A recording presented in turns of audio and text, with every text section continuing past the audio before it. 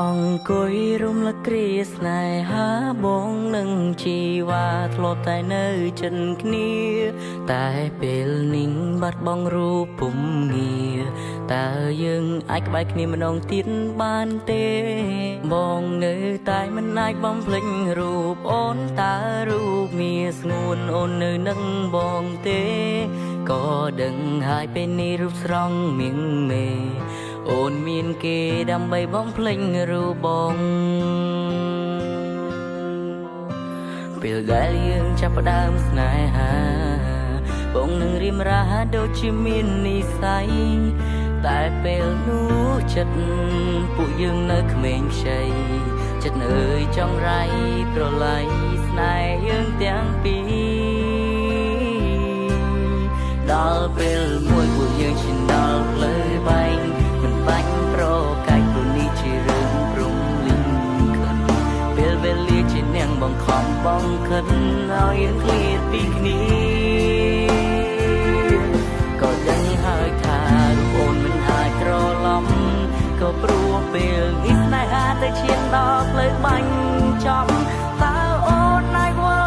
រកបងម្ដងទៀតបានទេ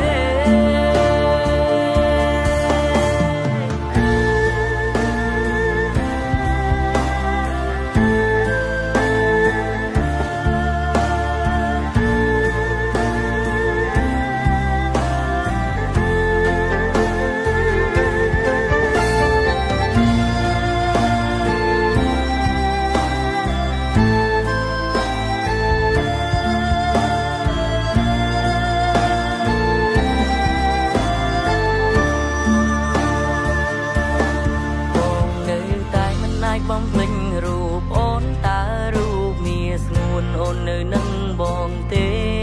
ក៏ដឹងហើយពេលនេះរូបស្រស់មៀងមេអូនមានគេដើម្បីបំភ្លេចរូបបង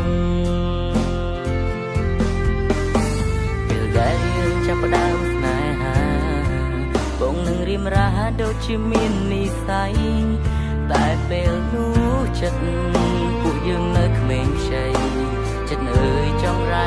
ប្រឡ័យស្នេហ៍យើងទាំងពីរ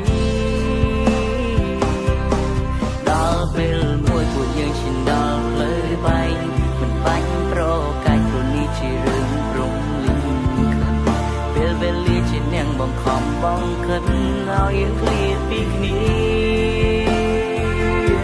ក៏ដឹងហើយថារូបអូនមិនអាចក្រឡំ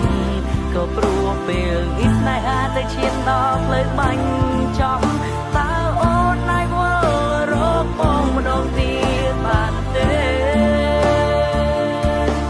អូននាងស្មងបងគឺជានាងក្បន់អូនទ្រាំអត់ធ្មត់ក៏ព្រោះតែអូនស្នេហ៍បង